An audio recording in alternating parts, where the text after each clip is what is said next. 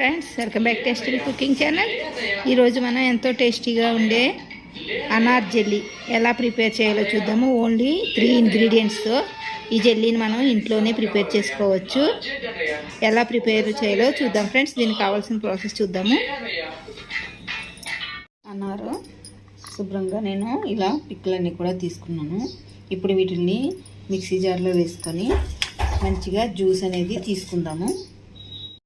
ఇలా మిక్సీ చేసుకున్న తర్వాత దీన్ని ఒక స్ట్రైనర్లోకి వేసుకొని మంచిగా జ్యూస్ మొత్తం తీసుకుందాము.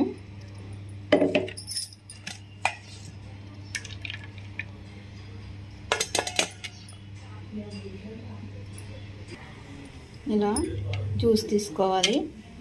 ఇప్పుడు మనం గిన్నె పెట్టుకొని ఇందులోకి ఈ జ్యూస్ని యాడ్ చేసుకుందాము.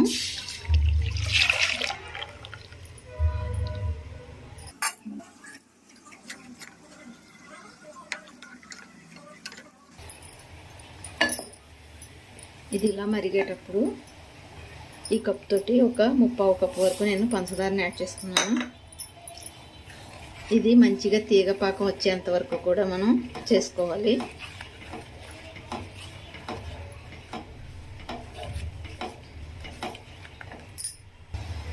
ఇది పాకం వచ్చేలోపు మనం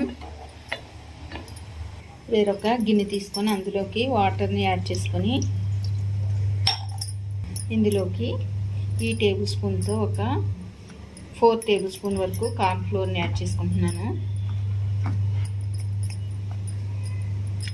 దీన్ని ఉండలు లేకుండా మంచిగా కలుపుకుందాము. ఇలా ఉండలు లేకుండా మంచిగా కలుపుకొని పక్కకు ఉంచుకోవాలి. ఇది మధ్య మధ్యలో కలుపుకుంటూ మనం ప్రాసెస్ని చేసుకోవాలి.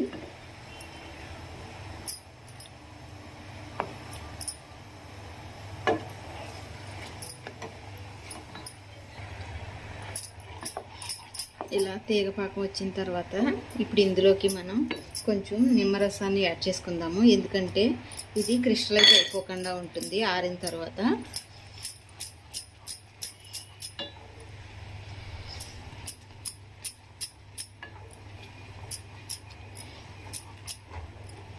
ఇప్పుడు దీన్ని తీసి పక్కకు పెట్టుకుందాం. మనం కలిపి పెట్టుకున్న కార్న్ ఫ్లోర్ని మిక్చర్ ఏదైతే ఉందో దాన్ని దీని మీద స్టవ్ మీద పెట్టుకొని మంచిగా దగ్గర పడేంత వరకు కూడా చేసుకోవాలి.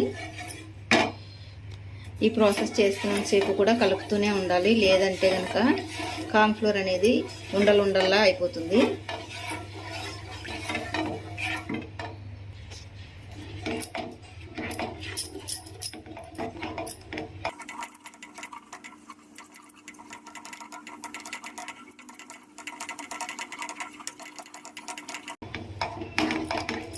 ఇది ఇలా దగ్గర పడిన తర్వాత మనం ముందుగా రెడీ చేసుకున్న అనార్ జ్యూస్ ఏదైతే ఉందో దాన్ని కొంచెం కొంచెంగా యాడ్ చేసుకొని కలుపుకుంటూ ప్రాసెస్ మొత్తాన్ని చేసుకుందాము.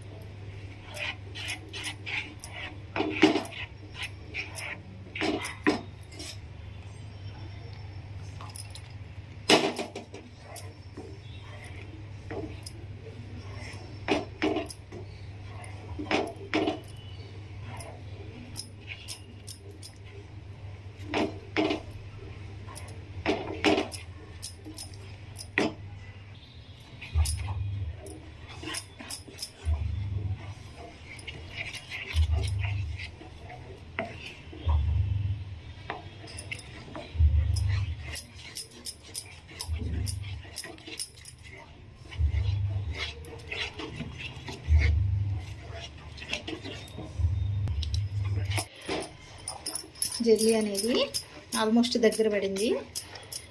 చూసారు కదా, పాన్ నుండి సెపరేట్ అవుతుంది. ఇంకొక 2 మినిట్స్ ఇలానే మంచిగా కలుపుకొని వేరొక ప్లేట్లోకి ట్రాన్స్ఫర్ చేసుకోవచ్చు. అంటే జెల్లీ కన్సిస్టెన్సీ అనేది వచ్చేసింది కదా. ఇప్పుడు ఇది మనం ఏదైనా ఒక ప్లేట్లోకి దీని మొత్తాన్ని వేసుకొని నీట్గా ఈవెన్గా స్ప్రెడ్ చేసుకోవాలి. ఇలా ఏదైనా ఒక ప్లేట్లోకి వేసుకొని ఇది రూమ్ టెంపరేచర్కి వచ్చిన తర్వాత పీసెస్గా కట్ చేసుకుందాము. ఇలా రూమ్ టెంపరేచర్కి వచ్చిన తర్వాత మనం చిన్న చిన్న పీసెస్గా కట్ చేసుకోవాలి. అంటే ఇలా పీసెస్గా కట్ చేసుకొని వీటిని మనం ఇప్పుడు సర్వ్ చేసుకోవచ్చు. చూశారు కదా, జెల్లీ అనేది రెడీ అయిపోయింది. మనకి పిల్లలు అనారు ఒక్కొక్కసారి తినరు కదా, అలాంటప్పుడు మనం ఇలా జెల్లీలా చేసి పెడితే పిల్లలు జెల్లీని ఇష్టంగా తింటారు కదా.